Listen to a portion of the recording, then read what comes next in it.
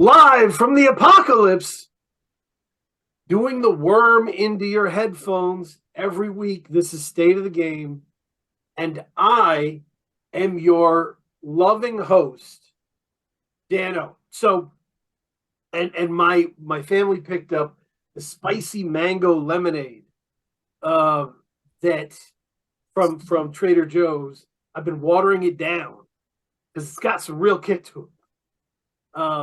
But so I prepared my mango lemonade water thing, but the mixture's way off and it's way too spicy. So we're gonna see how this goes throughout the interview. To keep track of the spicy mango lemonade effect. Um, but yes, I am here, and I'm so lucky. Uh, oh, so lucky because we have two people. Video Dave. I've been in contact with, and I really wanted to talk to because he got me through the pandemic. We'll get into that. I don't know how I would have gotten through the pandemic without Video Dave, but Really? yeah. Thanks. But then he sends me the link, and the new album is with Controller 7, and everyone has told me I need to talk to Controller 7 since I started talking to people. So I was like, shit, okay, this is great. This is great news.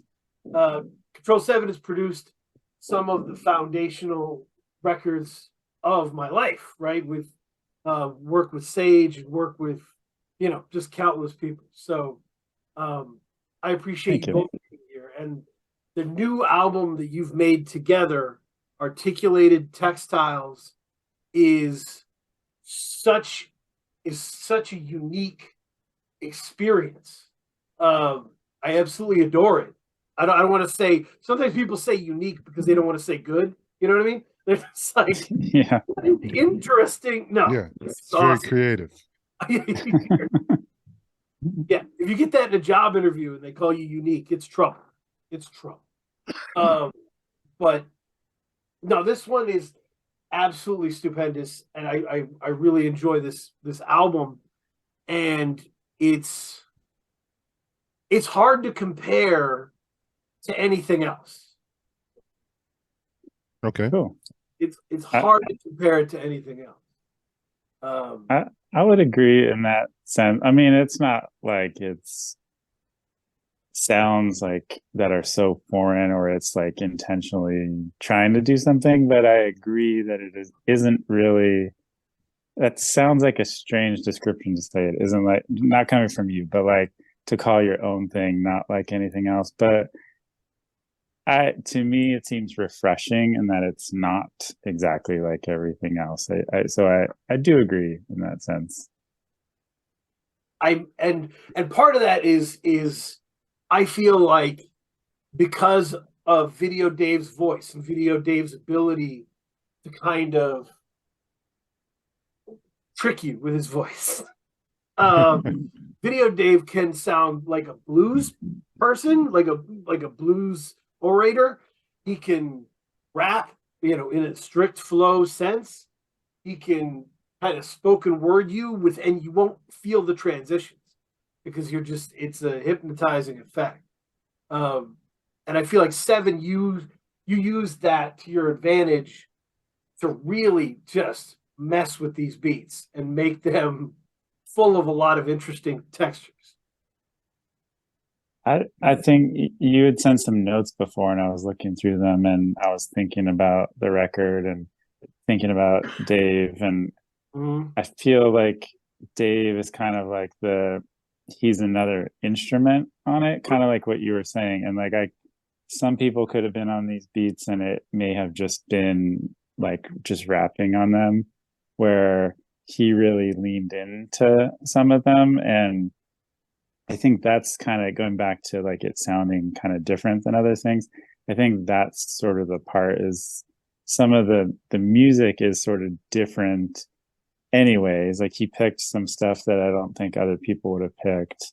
But then when he did his vocals, it wasn't like he just did something on it. Like he matched it and went further with it. So yeah, it ended up being kind of like this really melodic musical thing.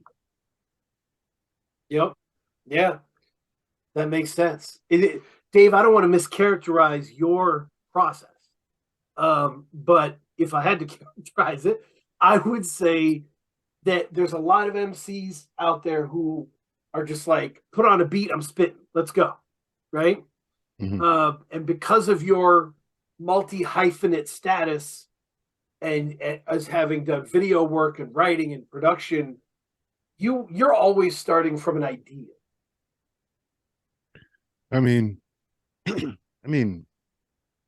yeah, when I listen to music, I get ideas. So that's like how I start a song. Like, what's this song about? And that depends on what the music is. So yeah. So are you specifically asking about one thing or? No, it's just I just realized going through your catalog that I kind of know what every song you've made is about. And that's not something you can say for everyone. And we'll get into your sneaky in terms of the way you write. It's not easy to decode necessarily a fully Video Dave song. Right. But the chorus, the beat, everything is centered around the idea. You think you've decoded some of them? So I just want to say, I think there's a lot of rappers, like, as an example, if they're doing a conscious record and they will emblazon that. They will be like, absolutely, I am mad and mad because of this. And boom, straightforward. And you write in a conversational style that makes people earn the personal stuff. Does that make sense? I mean, I like how that sounds. That sounded real nice. I should be taking this shit down and working my bio. I mean, I suppose I write conversationally, like if I'm having a conversation with the people, is what you're saying?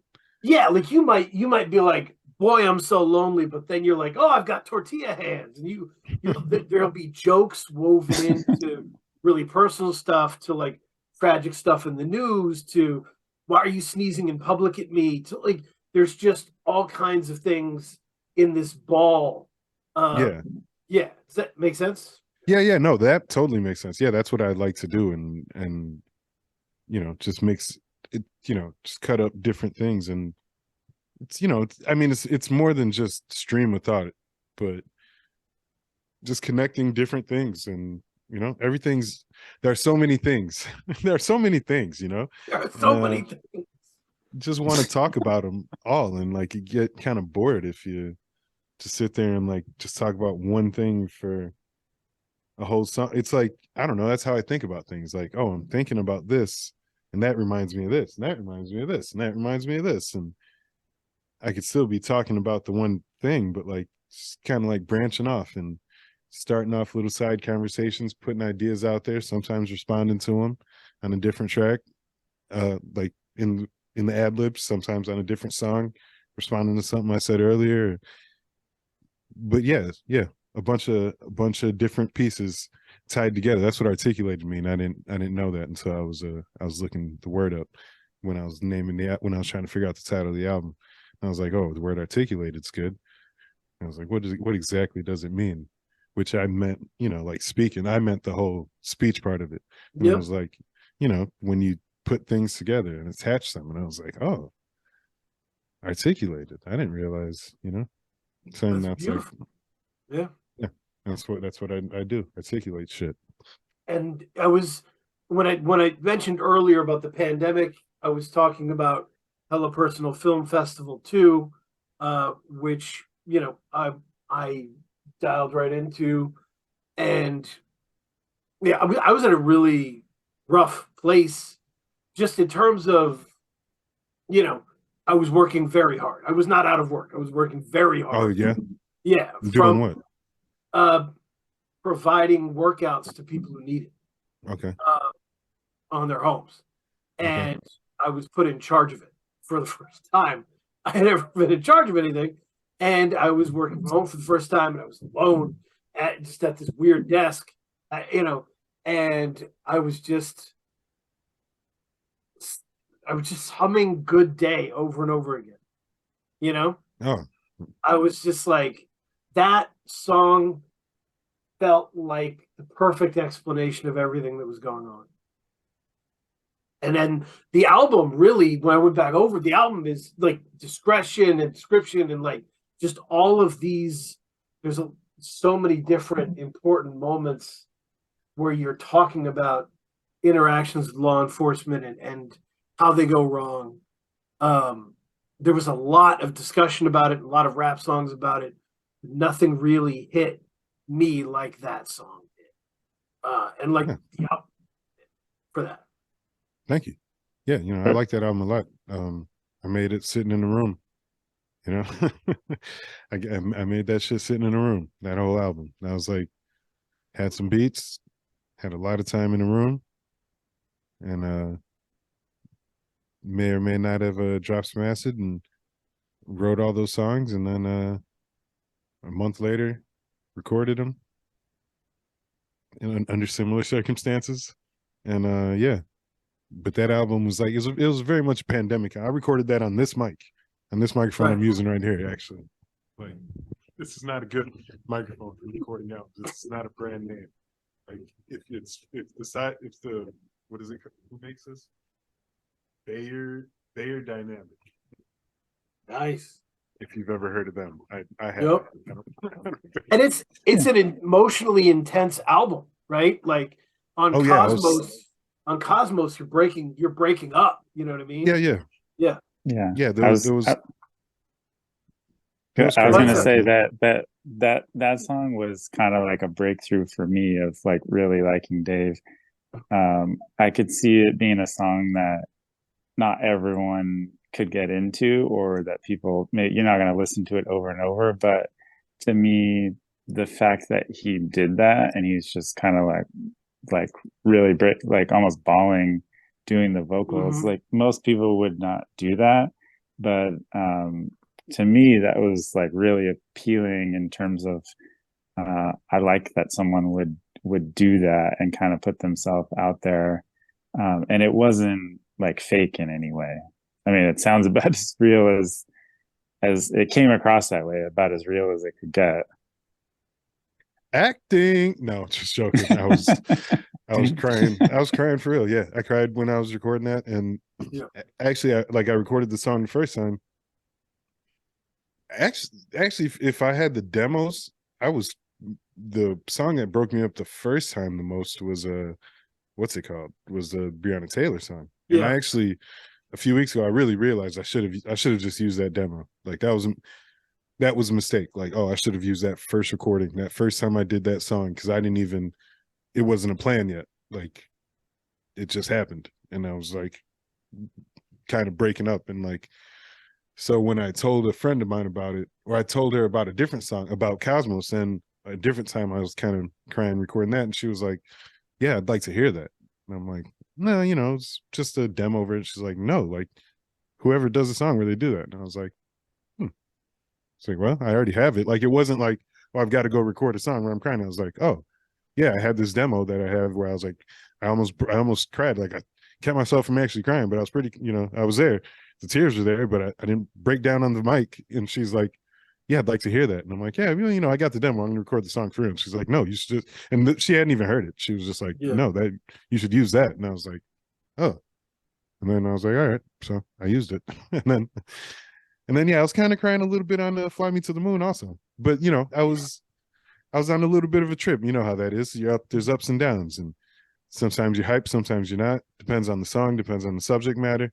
So a few of those songs, because I recorded them, sitting there, I had a dog next to me on the couch. I talked to her in the middle of the album. Like, I was going. I was enjoying myself that day. So that's awesome. No, and I understood exactly what you meant, Seven, in terms of there's choices artists make where it's not necessarily like I'm always going to listen to the song, but whenever you hear about them or think about them, you give them credit for that choice. You're like, what a badass Mhm. for doing that, you know? Yeah. And that is definitely big for Video Dave on that to me. Like, yeah, that's something that you always remember. But and that album is really focused. And this album is so much looser to me in how it felt, right? Um, it feels very like, I don't know, very Bruce Lee, you know, be water, you know, like, um, is it, how did Yeah. you approach what you guys wanted to do with the texture of it and with how it was? I mean, I think to me, I think it is loose, but then I think it is focused in a different way. Like, at least for me personally, I like the thing I've said a few times is like my focus was um so we'd been talking and I kind of got to know more about him and just like seeing his art and like his stories on Instagram and stuff. And I just think he's funny when even when he's like he's just out doing a walk, he's got sort of like a melodic style to like what he's talking about.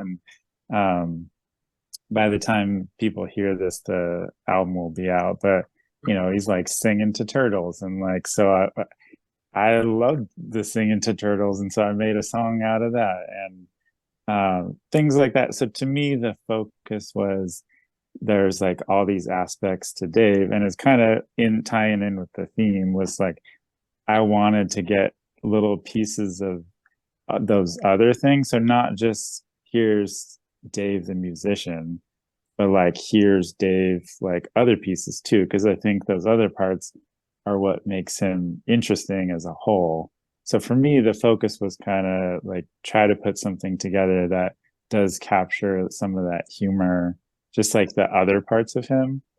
And hopefully it translates that way. But that was, I'm not saying like it was like a huge goal, but like I'd see a Instagram story and it would just like make me laugh, like the way he said something. So I'd record it and save it. And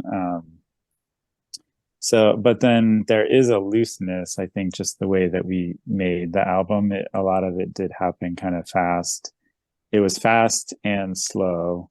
Like we would send stuff back and songs would kind of happen fast, but then um, like they came together quickly, but then we would actually spend more time sort of on the back end. Like some of them changed shape quite a bit over time. Um, but there wasn't that like from the beginning, like this whole thing's going to be this focus. It kind of took shape over time. Yeah, Yep. because there were a lot of beats, and I was picking whatever beats I wanted, so it wasn't like a crafted thing like that. Like there were all the like I was just going through beats and like, yep, that one works, and there were a few songs that didn't make it that were still good beats and shit, but they just didn't make it. And yeah, like I for me it was just hearing beats, you know. You listen to beats, listen to different beats, and there's some I listened to and it was like, yeah, this one works for this. This is what it's like. It was never given, it didn't have a name. There wasn't a name for it, but um and see, like this is nothing we ever spoke about, but Prince Paul during his podcast with Open Mike said that when him and Dan the Automator were working on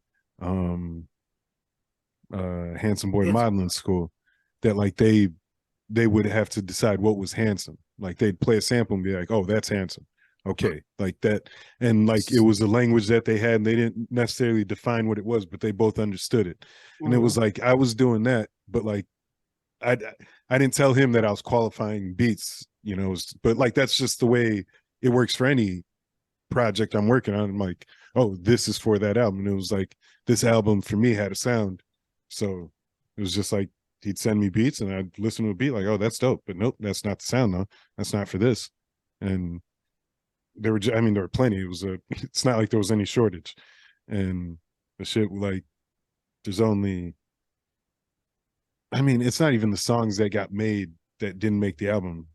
It's like, those were just casualties because you got to stop somewhere. You can't go on forever. Albums have to end. You can't just keep making albums. Who are you?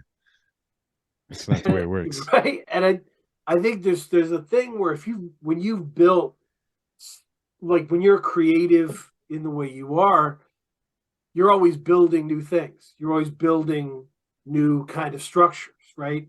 The ideas are structures in a way.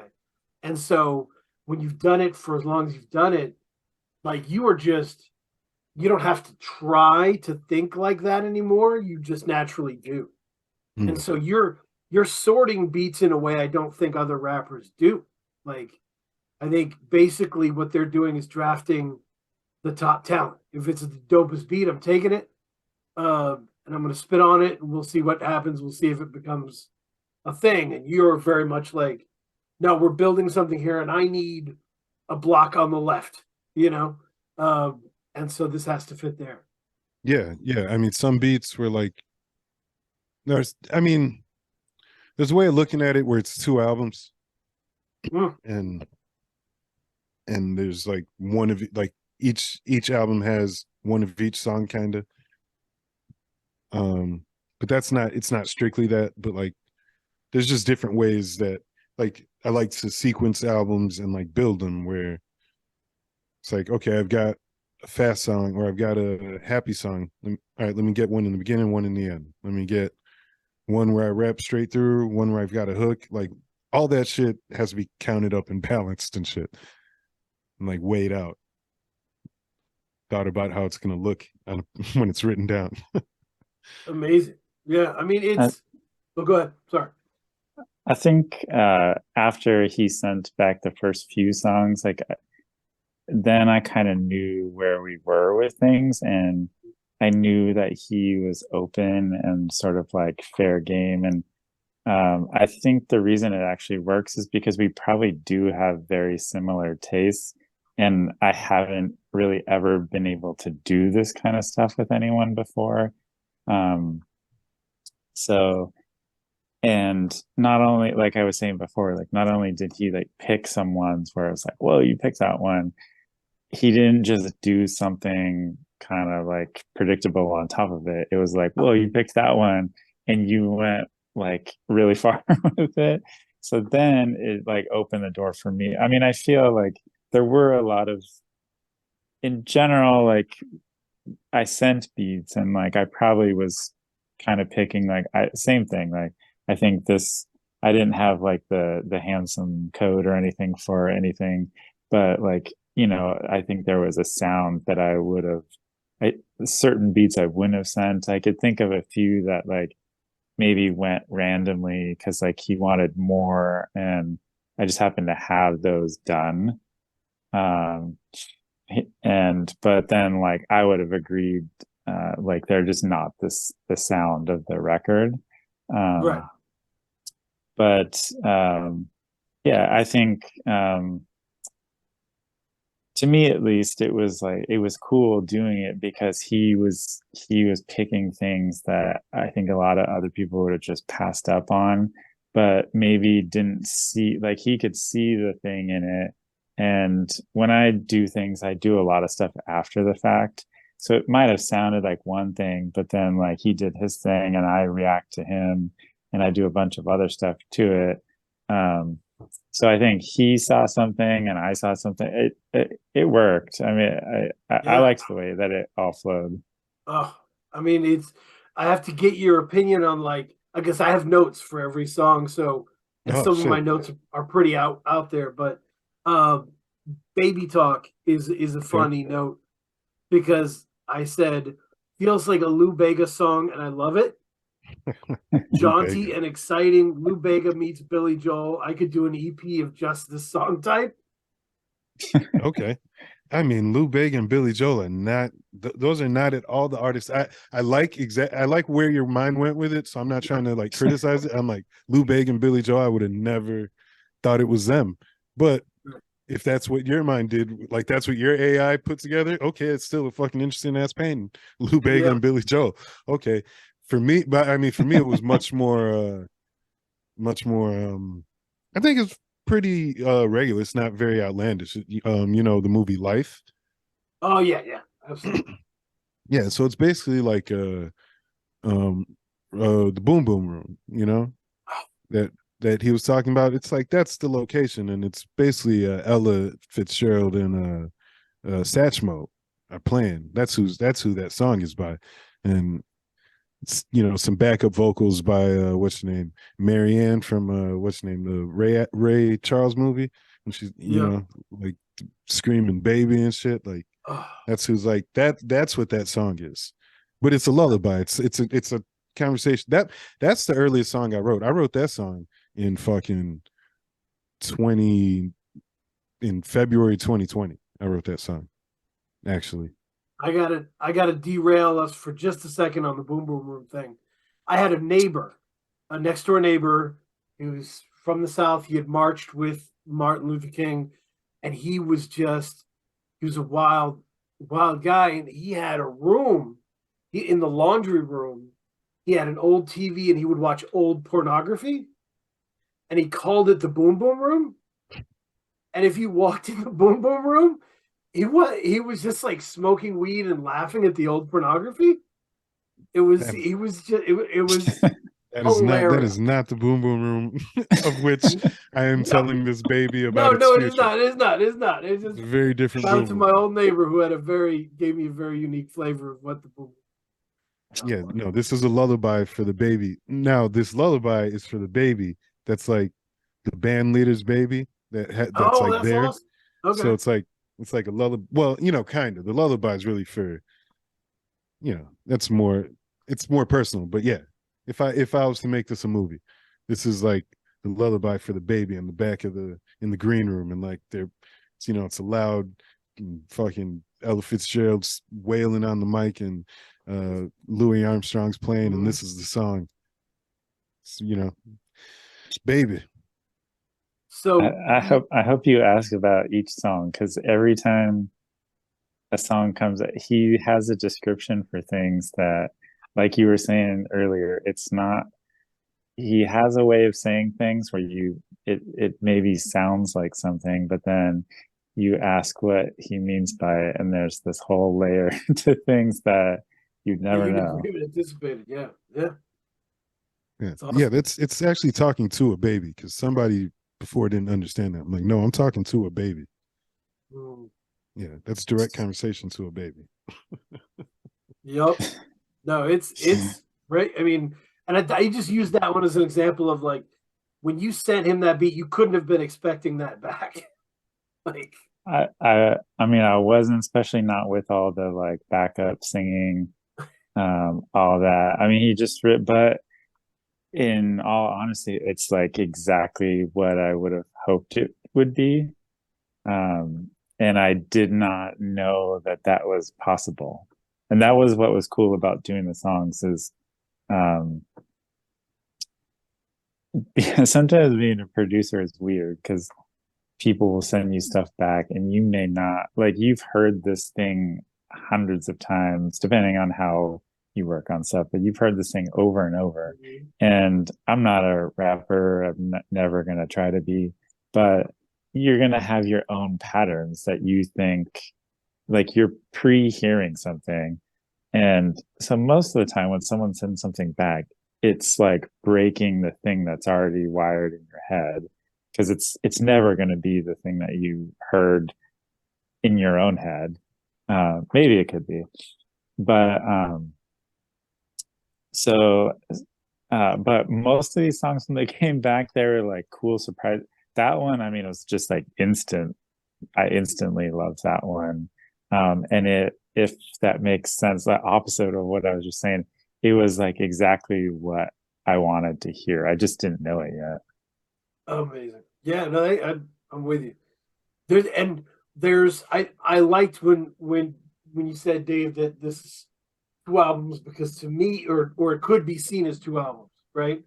Because on track seven, like the track seven is an example of family tradition, right? With Iowa Okay. Rockwell, Brave, and Smoke Bonito.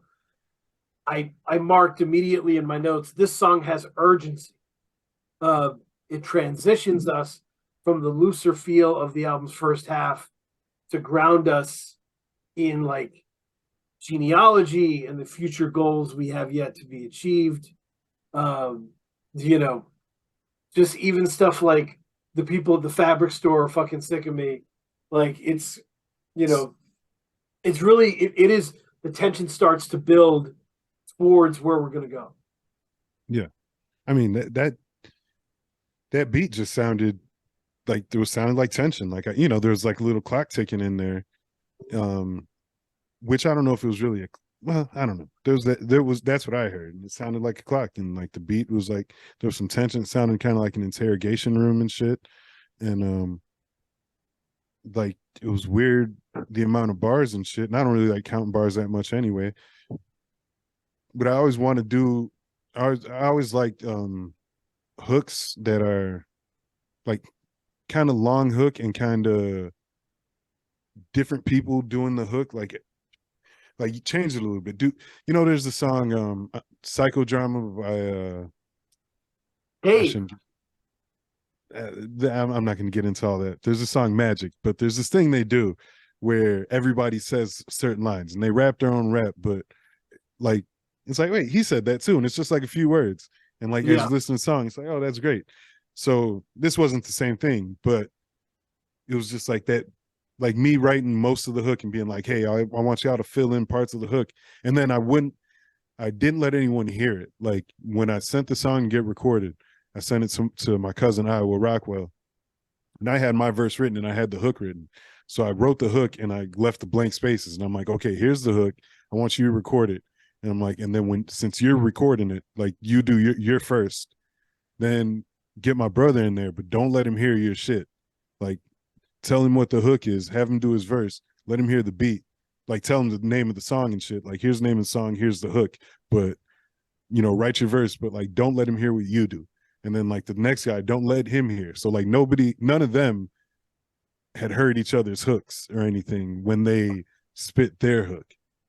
So like my brother's, he was going a different direction, and I was like, no. And like there was a little bit of a flashpoint. So I was like, no, you don't understand. Like, see, he was like, what's the big difference if I just change? I'm like, no, you don't get it. Like everyone's doing something. And then Smoke Benito said flip and wax, and I almost was gonna stop him. I was like, no, that's fine. Like he fit it in the right rhyme structure, and you know, he makes beats. Like that dude's addicted to making beats. So I was just like, okay, you know, flip and wax. Like it's always been his ambition. Instead, he said digging through the crates is the new family tradition instead of speaking what you're thinking. And I almost, because I'm very, I know what I want and I like it the way I want it. Seven could probably speak to that a little bit, like where I get real picky over small shit. And I was gonna get really picky over that, and I was like, no. And I just kind of fought my brother about it, so it was like kind of bogus. But my brother went a whole different direction. Where Smoke Benito just said the flipping in the wax. I'm defending it. If they listen, I'm sorry. No, maybe I'm an asshole sometimes, but I needed the song to come out the way it came out. It's funny because that line, I've always heard it as, because we had been, when we started the project, it was going to be like an EP at first. Like we just were like, oh, let's just try a few songs.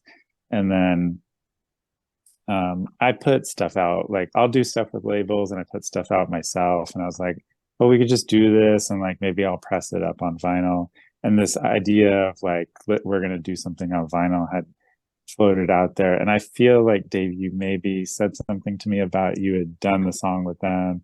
They were kind of excited about like having something out on vinyl. Mm-hmm. And I actually took that line as like, because I kind of thought you said he hadn't been on vinyl yet, and that was a reference to it, was like, this is like we're doing this thing like family tradition here, and like flip and wax, like now, like that's a new family tradition. I'm on a record now. That was how I always took it. No, that's cool, but no, that wasn't. I mean, I think for him, he was just like, instead of speaking what you're thinking, he just wanted to say digging through these crates because that's him. That fit him better. And like that dude Smoke Benito makes he makes more beats than he makes beats like I used to make beats. I like fucking Kanye says 9 beats a day for 3 summers, whatever. He like that's what I used to fucking do. And like it wasn't 3 summers, it was probably only 2 summers when I was truly addicted. But I had this one day that was a 14 beat day, and I promise you, every beat was its own beat. It was incredible. That day, like I only got one person who could back me up, Surfboard C, actually. Like he came over and like this was, no cell phone days. So he's just a homie. This was a college town. Right. So he just comes through and he's like, yo, what's up? What you up to? And like I turn around like fucking what's his name? The damn Lord of the Rings guy sitting in a chair. I'm like Smeagol and shit in a chair, like, oh, I've been here all day. I made 14 beats. He's like, 14. I played all 14 beats. And it's like, I remember watching his mind be blown. I remember my mind being blown as I'm listening. Like, these are 14 different beats in one day. It was crazy. I didn't move. I smelled horrible. But what a day that was. I'll never forget it. And Amazing. yeah, I don't know why I was telling that story. Sorry. No, it's great. I mean, those are moments that build you and your character. Like you're able to lock in. I always admire people who like set the expectation that the guest has to really be a part of the story. And I think I've gotten to the phase where there's a lot of great guest work on this album, right? Still Rift destroys it. What did when the grief turns to grieving and stuff. It's got amazing work on that. But to me, Dessa's feature on Passing Lane is perfect. Going from like the cup with the coins in it to the feet on the dash, is perfect. To the Dust Devils.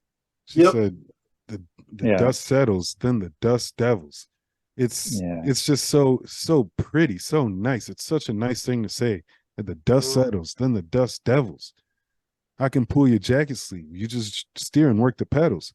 Like it's very descriptive. Yeah, she did exactly what I wanted her to do. I would say what I asked her to do, but it's not like she did what I wanted her to do, because I was just like, hey, I've got this song, would you please be on it? Because like that's no sure thing that Dust is going to be on the song with you. Sure.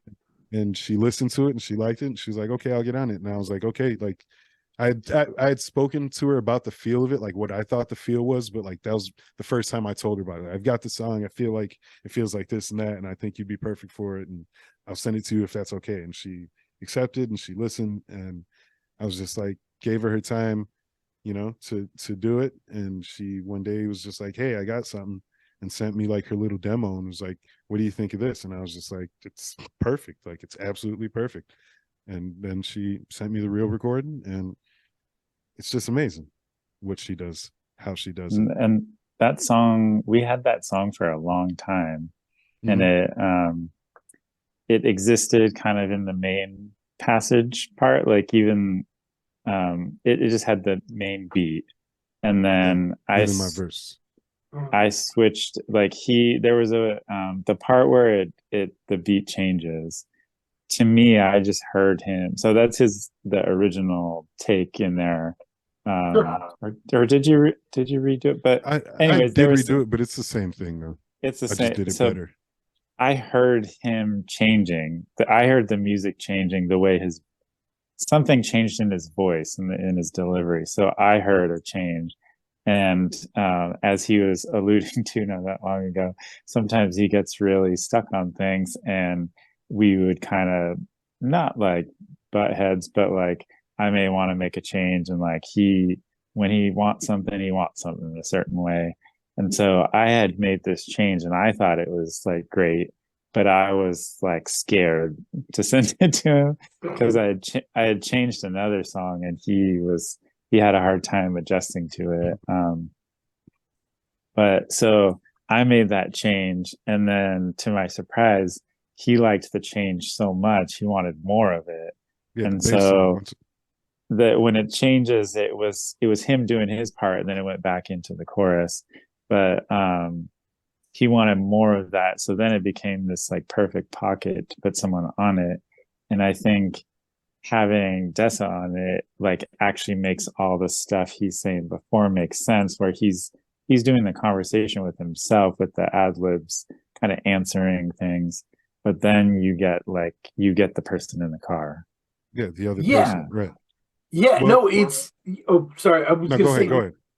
my notes, I wrote genuinely romantic in there, like because I was like, man, he's like, it feels like the energy is a wooing energy, but and the more you listen to it, you're like, no, it's genuinely romantic because he's romantically like building the experience of the road, right? I've got snacks. We'll tell embarrassing stories. This is going to be great. And then you get to flip to her side with the coins in the cup holder and the feet on the dash, and it grounds it in a different way, so that it really moves. It's beautiful.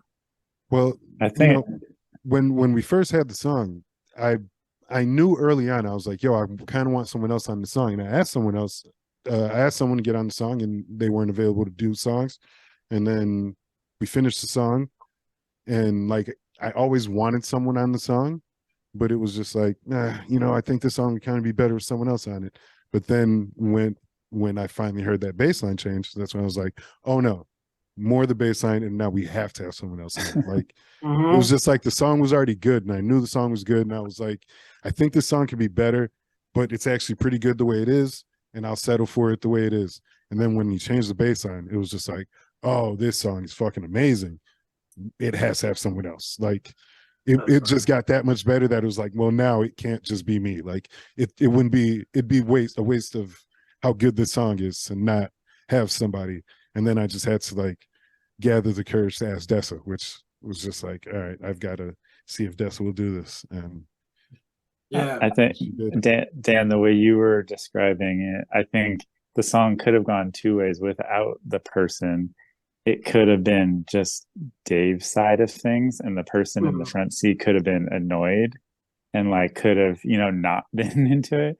But there's the way you described it, it's like it's like a reveal at the end. We get confirmation that this person, like the pulling on the jacket, like you get this confirmation that like it is what it is. It's not just the dude who made the playlist and has all the snacks, and the other person's like on their phone the whole time. Yeah, no, this is a good road trip. Like, and that's what it was supposed to be. Like this is a good time between two people, and like it doesn't have to, it never has to turn into anything. Right. It's just a story, and it's like these two people love each other. These two people are on this trip together. Those two things are obvious.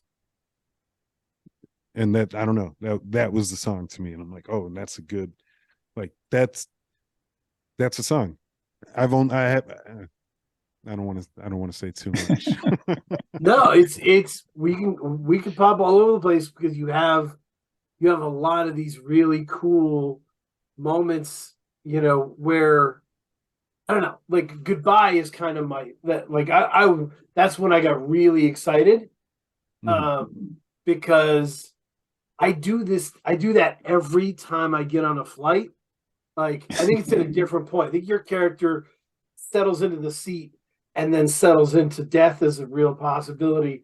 And for me, it's when I first see that little weird rinky-dink metal bridge thing that connects the plane to the airport, and I'm like, all right, it's been a good life. Like the freight container or the little footbridge? The little footbridge. That's what does it. Yeah. So I see the little footbridge and I'm like, been a good life, gotta let go. And I'm always like, when I land, I'm always genuinely surprised, like, oh shit, okay, made it. It's great. Another one. Yeah. And I've been flying, I've been taking anywhere from 4 to 12 to 4 to 20 flights a month, 4 to 12 flights a month since 2012, 2010. Like 2012 is when the flights started. First 2 years was a lot of van, but just flights. And this was for reality TV. Just constant flying all the time. And than flying overseas and just a lot of flying. And it's like, I guess this thought of like, oh, and I like planes. I've always been fascinated with aviation and shit, and I like airplanes. I used to want to be a pilot. Like, I like this, but just every time, like, yeah, people would assume that like I'm not worried about it, and it's like, I guess I'm not worried about it, but it's an intrusive thought. This song is like, oh, this is the intrusive thought that I have every time. And like, Right. some people be like, oh wow, how do you do it? I can't believe you fly so much. You must not be scared. And it's like, well, or I think about it every time, and I just make peace with it. I think about that. I take the flights I want to take. I try to leave at this time, try to minimize my stress levels, sleep on the plane, and just wonder if it's going to make it. I don't know. We'll see. Here goes another one. We'll see if it's going to happen. I can't do nothing. Yeah. I feel the same. I feel the same. I feel like it's obnoxious of humans to think that this is a good idea. Like we made a metal bird and we're like, yeah, this is gonna work. Totally insane. Yeah, totally but the numbers ain't bad though, Yeah, they've got it down pretty good, but yeah, but it is ridiculous. Some of it is like you see like, oh, it's really just like metal with like fire shooting you. It is, but then it's also, that's what makes it so amazing. And then that's why it's a big part of this album for me. That's why it started the album and it ends. That last little piece is also in an airport. And it's important. Like, I wrote a lot of it in planes, and like the whole time traveling, like there's a lot of this album, a lot of the whole picking different pieces that you were talking about, like taking different pieces of different shit. A lot of that to me is like a Dr. Manhattan. Like, there was a time Mike asked me once, like, which superhero, it was on a podcast, and it was, I don't know. I forget exactly how he constructed the question, and it might not have been the right answer, but I should have said Dr. Manhattan, because that's the one. And I haven't read that shit a lot. It's not like I'm an expert on Watchmen. Yep. I was about to say the Watchers. I'm like, Watchmen universe. I'm gonna get it wrong just because I'm thinking, I'm not an expert on the Watchers, but I'm a big fan. No, I'm not like a huge expert on Watchmen. Like, I've watched the movies. I've never even read the whole book, so it's like I'm not trying to fucking claim it or nothing. But that whole idea, the whole thing about how Dr. Manhattan just doesn't, like, he's in all the times at once, like he doesn't experience the differences. And for me, that's like a big part of what I try to do when I'm writing, and when I'm writing shit, and when I'm putting together an album. Like, it's like a lot of time traveling, and like this time and that time, and they're all the same. Like, that's why people are still here, and it's like it's all the same, like the past, the present, the future. I mix them all together. So that's the thing about planes, is this whole time travel. Like, I think about time traveling all the time in that sense, and then planes, like flying one place and it's a different time zone, and losing time and gaining time, and being in different continents. And I fly to fucking the UK, and then I'm in some town that was built thousands of years ago and shit. And like, this shit is a lot of time travel involved with planes. So they're pretty crazy and obnoxious of us to think that like it is. I agree with everything you said, but then it's like, also hats off to planes. I love them, because man, the places we can go, or something, right? That's the Dr. Seuss book. Have either of you, this is a random tangent, but have either of you seen the movie First Man? No. I went and saw it once. I didn't even know what the movie was about, but I was just kind of having a bad day, and I went by myself to go see this movie, and it's about them going to the moon. But there are some scenes in it where, so you see like space shuttle. I feel like, as we're probably of a similar age, where we were kind of in elementary school and stuff, space shuttles seem like this futuristic, like high-tech kind of thing. They have some scenes where it was, to me, it was like so eye-opening. It's just like a can that they shot into the sky, and it's rattling and insane that people said, yes, put me in the can.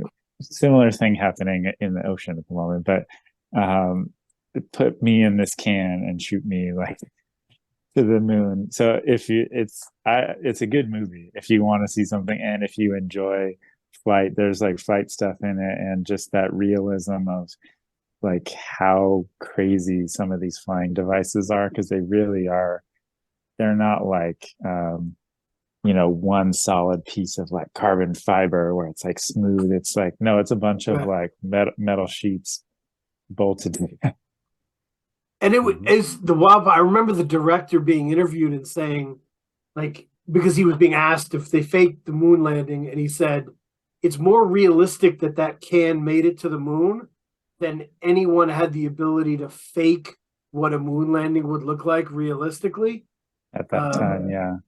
At that time, so that was an interesting way to think about it. Yeah. The only time I put my foot down in terms of transportation, I was in the Army, and I was selected to like ride on a helicopter to deliver water, and I was like, nope, I'm not doing a helicopter, man. I don't know. That does not look good to me. And the guy next to me was like, what? I would kill to go on a helicopter. And I was like, you win then. And I just put my vest in his chest and was like, you're going. I'm going to be the crossing guard over here. I'm going to make sure nobody invades the space. And I'm not going to get on it. So there was, Yeah, smart. Yep. But the plug tune, have a note on the plug tune, which I think is kind of might be important in terms of understanding this album. Goodbye was also the first song. Sorry. Oh, yes. First song. Goodbye was like the first song that he sent and that I wrote to, and also the first song on the album. That's beautiful. Yeah.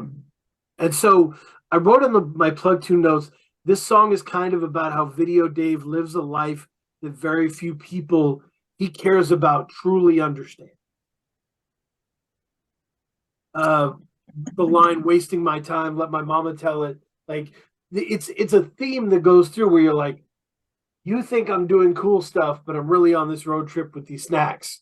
You think I'm really just getting coughed on a plane by people who are kind of weird strangers, like that because you're moving and traveling so much, you're kind of more with strangers than you are with people you know. Mm-hmm. Yeah.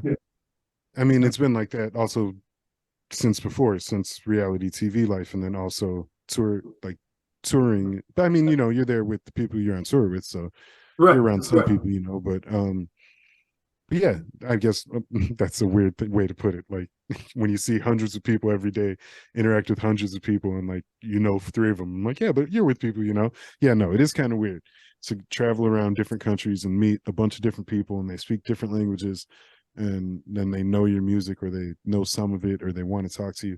It's really crazy and it's weird, but it's and it provides for a weird sense of it's fun. It's like I enjoy it, but like, yeah, there's also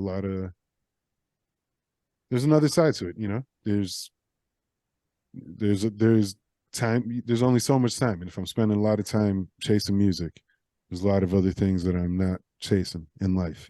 So yep, you got to deal with that. You got to deal with that thought. You get to a certain age where that thought takes a lot of space. Yeah, I mean that frames the self-reflection. It's self-reflection within this constant movement. Yeah. You've got that part in there about sort of like working on something, and then your wife and kids having to like sort of this trust that somebody would finish something for you after, which is something that I think about a bunch too in recent times. Like if so in the past like year and a half, I was working on 2 albums, and if we were going to leave the house for like more than 2 days or whatever, I'd have these thoughts of like, what if something like really bad happened, and like all this stuff I spent all my time on, it's just like no one would know what to do, like no one could finish this. And like then I was like, oh my God, I have to like save them somewhere so that like at least the people I'm working with could like have it. Because like what a weird thing that would be to spend like countless hours doing something to disappear, and then it's really just going to be gone because no one could access something or would even know what to do with something. But it's a thing that you put like your time and money into leading up to it, and there's sort of no guarantee that the thing will get to where it's going And if yeah, it's No, weird. We're not it's we're not that old either. it's wild. It's definitely something that you're always dealing with uh, in your own brain, and I think I don't know. It's hard for me to settle on a favorite Dave performances because there's so many Daves on this album. Like there's so many. I started writing down like the different speeds of flow, kind of. Really? You Tell Me is a totally different speed Yeah. from Soup Jumu. Like it's there. You have at least 3 or 4 different speeds. I think you move through in this album in terms of your delivery and how it sits. So it makes it hard to give like a favorite Dave performance because your rapping is probably my favorite on the on Family Tradition, but Bee's Knees is my favorite song. But I don't even have the best verse. That's what you're trying to tiptoe around. No, That's what you're trying to tiptoe I don't. around. I see. I understand. I'm researching on a solar panel powered cell phone. I'm reversing on some COVID and some self knowing. It's wonderful. Basically, I think you're a tricky writer. Here's my tricky writer section. Okay. Because like we talked about the ball of reality that you present, the jokes, frustration, the whatever political insight, media that you digest. You take that information and you use it specifically for juxtapositional purposes. You take flashing ideas, set them against each other to create a kind of awe for the listener or viewer, like, wow, what happened there? But when you cut through that juxtaposition on Bee's Knees, there's some real shit going on. It's really genuine about missing people, struggling with yourself, and I've always really felt like I got to the heart of something on Bee's Knees. I don't know. That's wow. Okay, that was interesting what you were saying about the juxtaposing stuff, like taking things, opposite things, and just putting them together just to make people be like, wow. And it was like, yeah, that's actually exactly a lot of times, like, yeah, let me to just, I don't know, I'm missing my chances, I'm hitting my stride, I'm like missing and hitting, and it's like chances, and I don't know, for me, there's a lot to what means what, and what's the definition of this word, and does it like things don't necessarily need to rhyme, like it's like rhyming ideas and shit, like, oh yeah, but those are the same ideas, so they didn't need to rhyme. Like, yeah, you thought that word was going to rhyme there, no, it's just the same idea, and then the rhyme doesn't come around to like 3 words later, and then that's a different rhyme, like. But yeah, Bee's Knees, I guess it did get pretty personal. I wasn't trying to be that personal, but I wrote it that day. We went to the beach. My cousin, like Iowa Rockwell and Surfboard C, were in town that day because Surfboard C used to live out here, but he's back in Chicago now. And Rockwell and his wife are out here, and we had all gone to the beach where I actually ended up shooting the album cover later. But we went to that beach that day because Surfboard C knew about it and was like, no, we need to go to this beach. And I'm like, oh, and I was like, okay. So we go all the way. It was a long drive. We go all the way out there. And it was just like, kind of amazing. We just hung out. There was a lot of conversation. There was a big disagreement between me and Iowa Rockwell about motherfuckers balancing rocks and shit. When people balance up rocks. Yep. And like, I had a very, very strong opinion about it. Again, like we were talking about, I can be very picky sometimes and really be very specific about the way I feel about things. And I had a very, very strong opinion about people stacking up rocks. And Iowa Rockwell just was not having that. Like, I've known this guy my whole life, so he was just like letting me know the ways that he found my opinion to be ridiculous. And like, so we were going back and forth about it and whatever. And then like so then when we wrote the song, like by the time we were writing the song, way later in the day, like, because we were sitting here listening to beats, I had already thought about like how some of the ways I was being ridiculous at some points, and it was like, Yeah. you know, and I could see myself. It's like this picture is crystal clear. Like, Jesus, man, sometimes you're fucking kind of crazy. Like, chill out, man. You know. But there was like moments because he was on that song too, you know, and he's in the room when I'm writing that shit. Right. It was just like, oh shit. And like he was talking some shit about his wife was, you know, like he said something about his better half, and he said the funny how the money don't grow. That was something she had said, like, you know, like we're sitting in the room and she had said something about the money growing on trees, and we were all laughing about it. And it was like we had a conversation about it, like just that expression. And then I'm like, hey man, you got a hook for this? And he's like, yeah, I got something. Then he starts rapping. I'm like, oh, like this is perfect. Like, Yeah. you know, you're rapping about the conversation we had in this room as this beat was playing. Like, I like this. And then it was like, well, I need to talk about this day then. And I mean, where I say in my world, scissors beat papers and rocks. At one point, I ended up like taking my scissors and smashing some rocks on the beach that day. And it was like, you know, scissors beat rocks here. God damn it. I was very mad at rocks that day. It's and I had incredible. my sewing scissors. Yeah, you know, it was a fun day. It was a good song. That's why. And then like as much as I everything about the meaning and all the shit Rockwell said, then fucking Surfboard C, he wasn't in the room for any of that shit. Like me and Rockwell had that whole moment, and I'm writing about us at the beach, and he's writing about shit that was said in the room, and Surfboard C wasn't here yet. Then he comes in and just fucking lays down one of the best verses on the album. Like, Yep. with like very little context. Like he just heard the verse once, like, all right, this is what we got so far. And it was out of order. So he was last when he recorded. So he just comes in, listens to what we did, like, okay, I'm ready. And then goes and lays down like an incredible, I love his verse on that song. Yeah. Yeah. I mean, the great thing about this, Seven, is that there's actually a lot of guests on it, but it doesn't feel like there is because Yeah, I was gonna say the same thing. There's a lot of people on it, but it's Dave's record, and right. everyone play kind of like we were saying about the Dessa.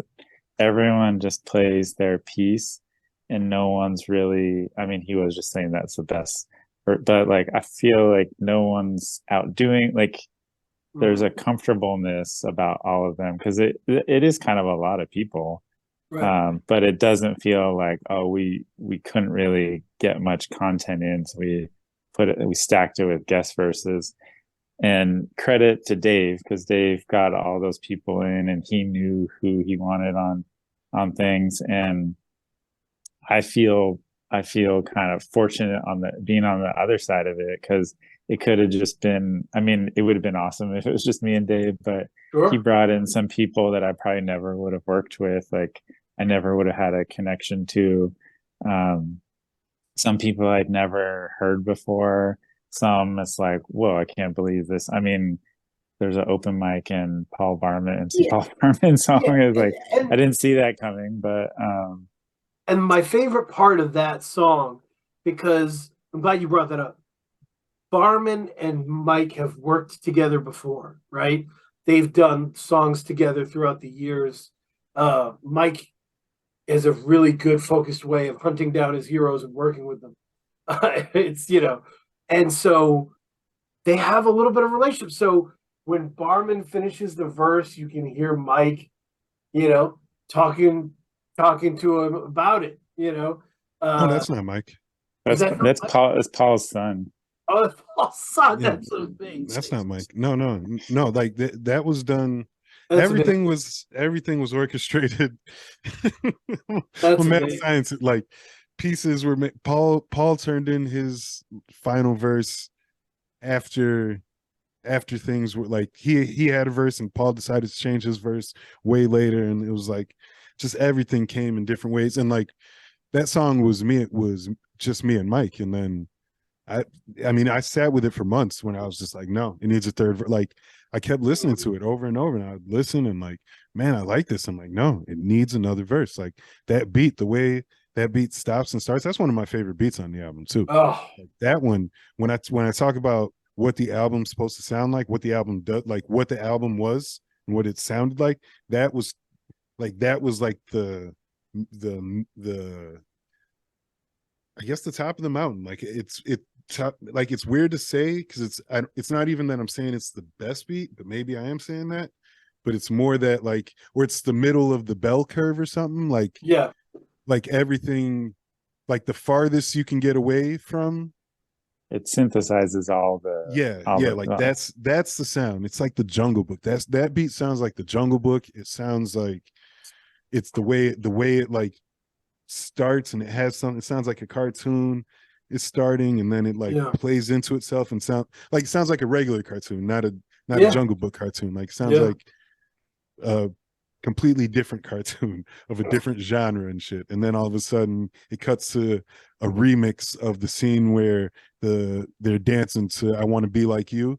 Like that's what it looks like. It doesn't sound like I Want to Be Like You, but it looks, that beat looks like that scene where they're in the jungle and fucking orangutans are dancing and Mowgli's dancing and shit, and everybody's in a good mood. And like then there's scenes of Baloo dancing in there. Like that's what that beat looks like. And that shit is just a wonderful thing to see. So it's not so that beat, twice wasn't enough. It had to come back. It was like, no, it needs one more. It needs to come back one more time. That makes sense to me. I mean, my notes started with interesting drum sounds, congas, and then I was like, this is a beat you would give to De La Soul? Like, this is like that wasn't congas. That is orangutans playing bongos. That's that drum sound. Cartoon orangutans playing bongos. Yeah, it's funny because I know the origins of all the sounds in it, and so the Jungle Book part is not in my head, but it's cool to hear like how descriptive it was to Dave and all the all those things. That's funny. Yeah. And I would on Goodbye, one of my notes about the production controller was that these beats are a soundtrack, they're not just beats.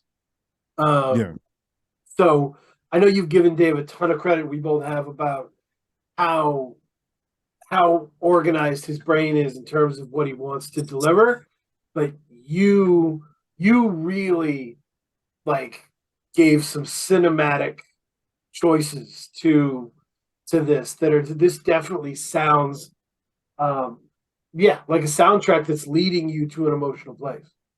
Yeah, these songs sounded like these, like when I'm coming up with all these crazy descriptions, sure, I've got an imagination and all, but this is what I saw when I heard these beats. Like he makes beats that have there's a lot of shit going on in there. And that song, I labeled it Goodbye. I mean that because there is a person saying goodbye at the very end. So but I had no idea where he was gonna go with that.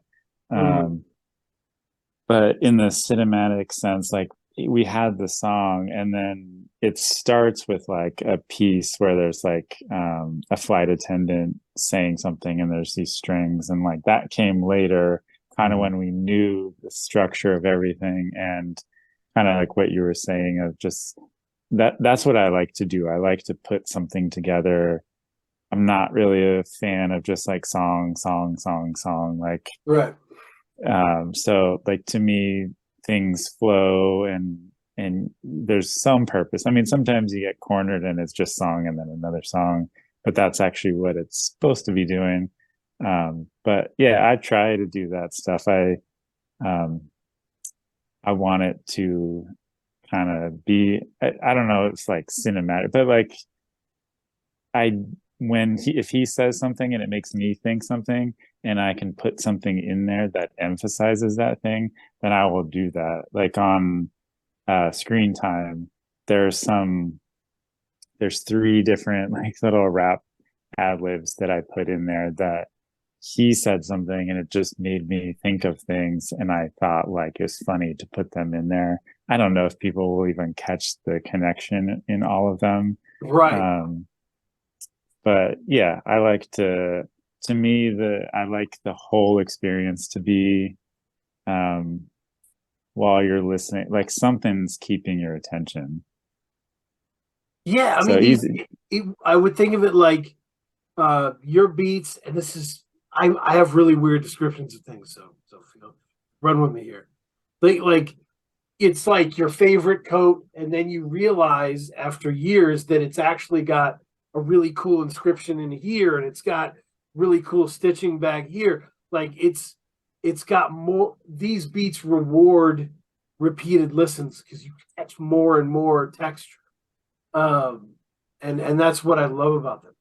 They're comfortable and familiar, but there's so much going on in them that you don't even catch the first one. Thanks. Yep. So, yeah, this is a wonderful album. I appreciate it, and this is so different from everything else. And I mean, the first time I ever saw a video, Dave, when I was getting into the Open Mike Eagle universe, because Mike is one of my favorite rappers who ever lived. You know, and I was like, I'm so glad Mike has someone who understands his ideas and can chase them down. Like, I'm so glad. And then when I heard you were doing Film Festival 2, because Film Festival 1 is like a big, important thing to me. And I was like, wow, this is interesting. You know, I really got into it. So I can't thank you enough for here, both of you, and for making this.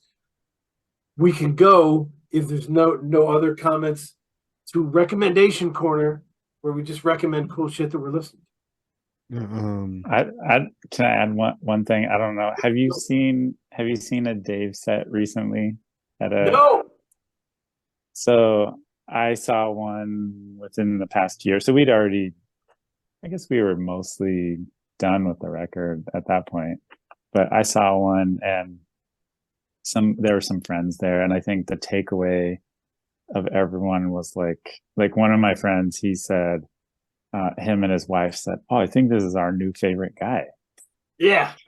So Dave did this really cool, almost like a summary of himself. Like, he took stuff from different projects and he explained them and kind of set the scene for each one. It was a mix. It wasn't just like a show, like I'm up here doing these songs. Like he had video that went along and set things up. So if you get a chance to see him, definitely see him. But what happened with that set is like what I hope this album does, in the sense of, like, if you didn't get him before, I think that this is like a great project. Like, try this one, and I think you will understand him more and come away a fan. Yeah, this could be a key album that opens the door to the rest of the catalog, to really find a new favorite. I love that. That's great. We'll see. You I guess I was curious. You were saying something about that Rift verse, and I was like, like we didn't talk about that song. Rift is so great on this. There's another song. And Ari being on there, I feel like, to me, it was really cool in a way that she's like a lot younger than us, and I feel like in a different scene, and having her on this record with us, like, to me, there was something so cool about it, that, like, kind of similar to getting the Baby Talk vocals back. Is like, I didn't expect this, but this is like awesome. Yes. So that, I mean, all the guest spots, like, I feel that way of like, whoa, these just like fit in a way that I never would have saw this coming. And it's cool working with all those people. And I mean, it wasn't what I got the vocals, but I wasn't there for any of it. But yeah, everyone just kind of fits in the right way. And some people, like on that song, so Dave and Rift have been doing it for a long time, probably as long, like, I don't know how old she is. They've probably been rapping as long as she's been alive. She's young. Probably. She's young, right? Yeah. She's. I doubt she's more than 21. If she's 20, well, she might be 21. I doubt she's more than 22. Because which like that right there. It's just, but it all fits. Like the three of them work well on the song, and she just graduated college and shit, like, in short amount of time. Congratulations. Shout out Ari to fucking Indigo. She's like a little genius and shit. I was in college for 6 years. I think she just did it in like 3 and probably got a master's too. I don't even know. But she she started working with Iowa because Iowa basically runs a studio in Chicago. Like he basically just has his own studio and just makes all his shit that he wants to make. And I was actually there the day he met Ari, but I had like somewhere to be. I was in town and like I'm there at his crib and like she comes over, which I had like forgotten this, and she reminded me. I'm like, holy shit, I remember it clear as day now. And like she comes over and is like, oh, peace, whatever. And like we're making small talk and shit. I'm like, oh, okay, I gotta go actually. So it was like he had told me like, yeah, I got this shit coming through. She's like younger, she's a friend of a friend, whatever. I never met her before, but I told her to come through. We'll see what we could do. I'm like, oh, all right, cool. And she comes in like, oh, nice, and she's she's not like a super loud person or anything like that. So it's like, oh, okay, cool. And I'm like, all right, peace, I gotta roll. And then I go and do what I'm doing, but I'm in Chicago for like the weekend. So I come back to hours later, and she's gone. He's like, yo, she was dope. I'm like, yeah. And he was like, listen what we did. He plays this song, and I'm just like, my mind was blown. And I'm just like, the fuck out of you. Y'all did that today, the first day you met her? And he was like, yeah. It's like, she's dope. And I'm like, yo, she's incredible. And he's done an album with her. There's just been a lot. She's become a staple of like every time I'm in town, I'll run into her unless she was away at school. And I just been wanting to get her on a fucking record. Like she's just like this different generation. She's younger. She's doing her thing like in a way that we just weren't. Like when I was young and in Chicago spitting, it was all so different than like the way that they're doing it now. I don't even understand. I don't want to like start saying how the youth are doing it in Chicago now. My old ass is out here in LA. I don't know how it's happening, but I know I hear her music and I see like the support she gets from her peers and shit. And like, I think she's fucking dope. So I just wanted to work with her. And that beat was just perfect. I was like, yo, loop it back one more time. And since it's that mixture of voices is so perfect. Just those three voices together. Yeah, it was me and Riff for a while, and I just there was something it wasn't done. Like that song, I kept listening to it, and I was just like, no, this ain't done. It was like it wasn't the same way I felt about the Paul one.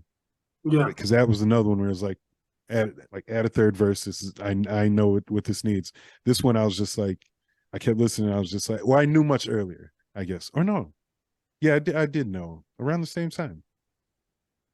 I don't know. It was just both of those songs. I knew that they needed, and I do a lot of songs with Mike and with Rift, and I wanted them to sound like something else. Like there was something else to be done. I thought.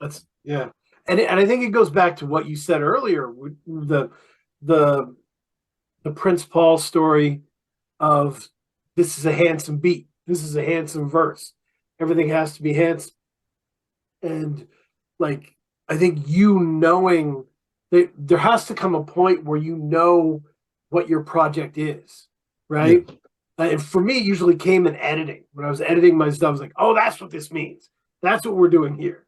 And once you know what you're doing and you have a definition to it, then you can really start to put the pieces in the right place, and it can really flow.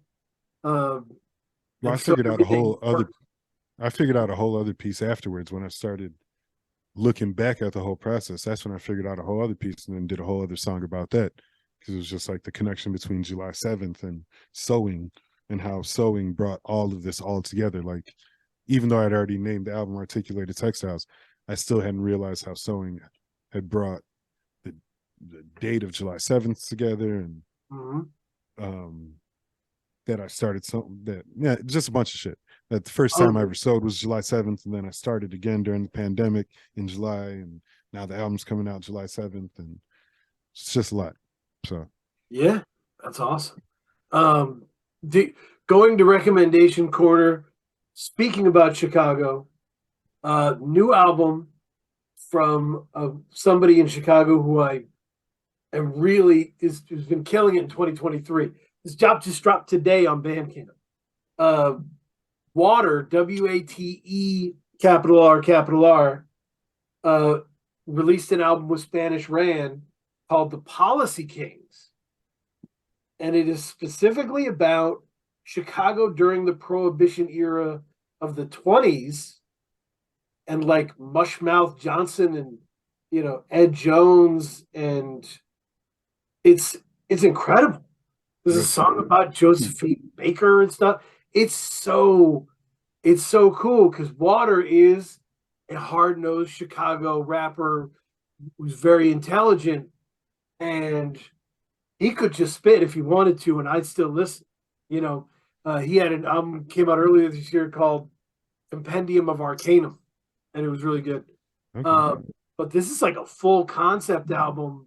It just came out today? Huh? It just came out today, you said? Today. Yep. Oh, shit. Yep. Okay. Yep. Stay tuned in to the. Yeah, I don't feel bad about not knowing that this album came out. No, don't worry about it. It came out today. I'm like, oh, damn. Right. The other Wednesday. Yeah. Who puts out albums on Wednesday? I love it. Yo, yeah. I mean, if straight up, that was such a major thing for me. A lot of this album, like, it was not going to come out on a Friday for me in my mind. Like, I wanted to drop it on a Tuesday. Like, that's when albums are supposed to come out. But then once you get involved with other people and they're just like Fake Four was just like, we should do it on Friday. And I'm like, okay. Like, yeah, whatever. But yeah, you know, sure. Yes, four. But Chesky's the homie and shit. But it's like, yeah, of course. Like, when they're like, no, it would really be better on a Friday. I'm like, okay. Like, I'm not going to fight you on it. But if I was going to put it out on Tuesday, because that's when albums come out to me. That would have felt better. Yeah, me too. The other one you've mentioned, the Killer Mike album, Michael, is really interesting and really impressive. And I've actually been playing it mixed together with Stick Figure and the Experts album Ritual. That was going to be my recommendations. Yeah, I've been mixing those. I think if people are listening, I think go ahead and mix those one for one and see how you feel. Those are really interesting projects to me, with really interesting production. And just lay it all out there, going for broke. I could really only, new albums. The Killer Mike album, like we said. I mean, the last Black Thought album's incredible. Glorious Game. Everybody talks about the Black Thought and Danger Mouse album. And I don't want to be a Danger Mouse hater. I'm not a Danger Mouse hater. That's inaccurate way to put it. But I don't think Danger Mouse is. I don't like the way that Black Thought has put out. Like, it doesn't have to be about Danger Mouse. There's no that's how I know I am a Danger Mouse hater, because I'm like framing. This doesn't have to be framed about Danger Mouse. Danger Mouse is a producer. He's a good producer. There's no problems with him. Yeah. I don't like the way that Black Thought has put out like 5 incredible albums in a row, like just amazing. And the only one people talk about is the Danger Mouse one. That pisses me off. Like, he put out one with Salam Remy that was incredible. This one with the Michael's Affair. That shit. This album is out of control, and it's like, why doesn't he get any hype for these other incredible albums? That shit is weird to me. But I think Glorious Game is significantly better. Yeah, and it's not just El Michael's Affair. I think what people underrate is that Black Thought is growing as a solo artist. Yeah, people think of him as a known commodity. Yeah, but this is a growth period, and I think his writing is better on this one than it was. Yeah, I think so. And the Killer Mike album, what's it called? I don't know how old it is, but I listened to that Ab Soul album that people said was good, and that shit was very good. So I got into that a few months ago. I listened to it a good amount. Oh shit! Then a lot of podcasts, and then a lot of listening to our music, and a lot of. It seems like inside baseball, but Iowa Rockwell dropped like 2 albums very recently that, like, this dude, every time he tells me he's got a new album, I'm like, damn, like, Jesus, again. Like, it's hard to, I don't know how to articulate it, because it's like he does so much. The kid's got, like, he makes so many beats. Him and Smoke Meat are constantly making beats and shit, and they always send me shit. And then he's like, oh yeah, I got another album. And he like says it real nonchalantly, and I got another album, I'll send it to you. And it's like a full album, and I hear it and I'm like, Jesus, dude, this shit is. So he just put one out recently. What was it called? It's called Yesterday You Said Tomorrow. Yesterday You Said Tomorrow is the newest one. I really like that shit. And then he put out one with Surfboard C and this other guy, Topher Gray. They've got like a group thing. They did one a few years ago that they just called the name of the album. It's just like they don't have a group. They don't name the group. They just name the albums. So the first one was Electric Neon Weed Test, and that was years ago. And then they just made one called Try Me and I'll Show You. That shit is fucking. It's a real good album. So I gotta shout those out. People should check those out. That Try Me and I'll Show You is great. Yesterday Said Tomorrow, Absol Harvey, Glorious Game is incredible. The Killer Mike album, I've been listening to that for a few days straight. I want to listen to the Doja Cat album actually, because that single, I do like that single. Yep. I don't know if I don't even know if there's is there a whole album or is it just like, I think she's coming. I think that's she set the table with the single, yeah. That shit I was impressed. Yeah, I've always been. And some chick named Doechii. Doechii Doechie's good. Yeah, I don't know. I could come across as a hater now. I'm not trying to be. She's bubbling. Like, yep. I've seen the name and I never paid attention to it. And then I started hearing this song once and I was like, yo, this shit is the shit.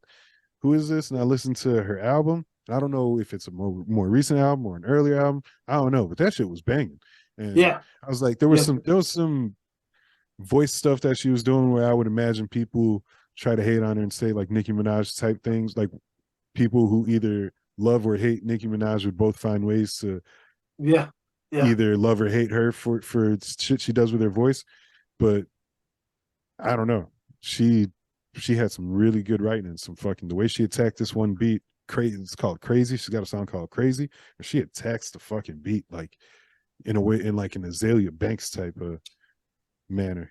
Which I'm just digging my hole deeper here. There's certain things that like you just know if you're in hip hop, right? Like you're gonna be, if you're a white rapper, you're gonna be compared to Eminem. If you're a lady coming up and you do interesting voices at all, they're gonna say you ripped off Nicki Minaj. Yeah. There's just like things that you can rely on about hip hop Twitter that are just they'll always be there. Yeah, but if somebody can, but she got skills, so it's like I haven't heard all these controversies that I made up, but as I'm listening, I'm like, oh, I wonder if I would imagine people hate on her for this shit. And then when I tried to look up a little bit, I saw she had a lot of haters. I was like, oh, okay. That's what I expect. Doja's song. That's a big part of the Doja single was like she addresses during the verse of like people saying that she's ripping off Nicki because she does all these voices. I mean, hey, do your thing. When shit sounds good, it sounds good. I got an album. I'll be doing voices on my next album, but we'll talk about that next time. So Controller 7, what are you listening to? I was just looking at my Bandcamp purchases. So I have been listening to that Expert and Stick Figure album. I think he is a sort of underrated producer. If you are like me and you like, he and I, we talk, and he and I are like of a similar, like collects records, maybe not collecting it, but like we'd like to find like rare records and things that not everyone else is sampling maybe. And but he's got this whole other thing that he's really good at piecing things together in like Edon Beauty and the Beat kind of thing, like these really dense psychedelic collages, but it's very musical. Like it's not forced in a like, okay, he's ramming these things together. Like they're like in key and doing things very, very smoothly. And say the overview effect, the album he did before, same kind of thing, just as good. The production is incredible. Albums are great. Let's see what else. The Televangel, I was listening to the Sleep Sinatra one today. He's a very interesting producer also. He's got great stuff. And I'm definitely if there's a one producer album in my sort of like wheelhouse of artists I like, those are the things that I kind of spend the most time with. So I'm predictable, and like I like backwoods a lot, and so I Sure. mean, Woods and all Kenny Siegel, totally there. Him and Preservation. It's like that kind of stuff. Like I'll listen to those a lot just because Woods is a good match for pretty much everyone, and then Yep. kind of like these, like the records that I do, you don't hear me doing single beats on a lot of things, because I like to do the full project, and I can appreciate producers that do that same kind of thing. And so it's not even just the single songs, it's like the whole vision for the project is like really interesting to me. Right. So I've spent a lot of time with those. I was just listening to, I got the instrumentals for Ethiops, and Preservation is a talented producer. Yeah. There's some stuff in there. It's so subtle, but if like the shorthand version is like he's listening to the whole thing he's sampling, Yeah. and he's getting all of it, and he's doing little changes that you may not know about, where there's listening to records and finding samples and you get excited and you make the loop right away and like you move on, and there's an impatience where you're just like that's what you've got to work with now. And Right. there's like you could really take the time and make sure like I'm going to get like every little detail out of this thing. Not saying he does that on every song, but talented producer with an amazing ear. Yeah, I'm trying to think of what else I've been listening to. I listen to all kinds of different things, and Yeah. I was listening to the most recent Vice album a lot. Yeah. Sometimes I get a little burnt out on things, and I just kind of float off in a different direction. I did the Dave record, and I did a Shrapnel album, which is, I don't think it's a secret, but I did two. I was pretty heavy. Did two rap albums like at the same time, and I think when they finally finished, I just like wanted something different, and that album came out, and I just kind of, it was like a different texture for me. Yeah. I always say that when I'm studying hard for the upcoming episode, I always need a counterbalance of music to like relax me a little bit. And Yeah, for this week's episode, it was reggae and Dipset. I was mixing reggae and Dipset as oh, I've done the Dave, and I've done like now I'm going to listen to Horace Andy Skylarking and then Joel Sint, you know. All right, if that's what it took. So yeah, I've had a lot of fun. So that's I can't wait to hear Shrapnel. That's going to be awesome. Yeah, very excited. yeah.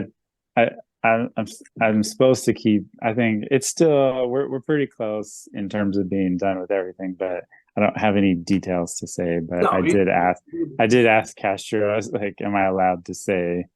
And he said, "Yeah." But if someone listens to this episode like way down the line, the one thing I like am kind of hoping is, so like I made them kind of at the same time. So listen to the Dave record, listen to the Shrapnel record, and that maybe that's one thing that hopefully people will take away, like, whoa, that is really interesting that he made both of those at the same time without saying anything about them. But something awesome. I'm proud of, just in the sense of and both were great experiences. Both Prem and Castro awesome to work with. Dave was awesome to work with. So I'm in this excited phase of like, it's been great talking to you about it, because I think Dave and I have kind of been in a vacuum in terms of like, what do people even think of this? Like, is this something? Do we have something here? So it's cool. I appreciate you saying all the things you said, because it's one thing to get like a Twitter, like a flame emoji or just some like brief response, but like actual detail about something. It's cool to hear that stuff. Yeah, definitely.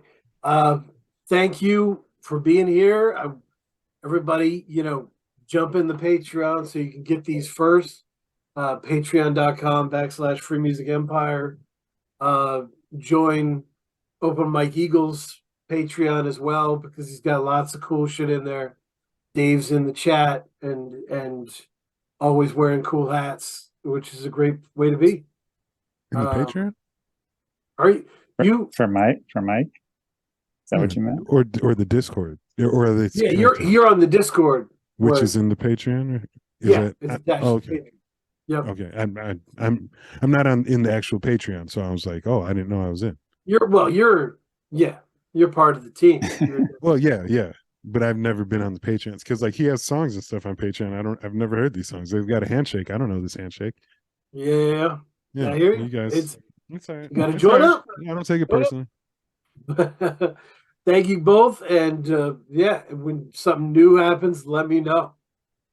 Right. Thank you.